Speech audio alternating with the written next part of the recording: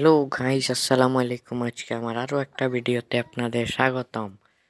আজকে আমরা আমাদের বাড়িতে একটা ব্যাডমিন্টনের কোর্ট বানাইছি। আপনারা দেখুন, আমরা খেলবো এখন। রাতটাও খেলবো, দিনেও খেলবো। রাতে দিনে সব সময় আমরা খেলি এই মাঠে।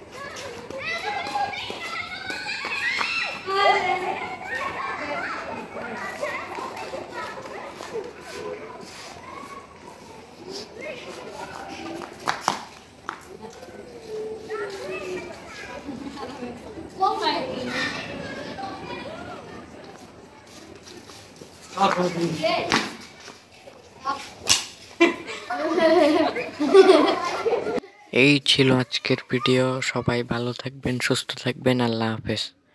যারা এখনো ভিডিও লাইক এবং সাবস্ক্রাইব করেন নাই, তারা এখনই লাইক এবং সাবস্ক্রাইব করে নেন।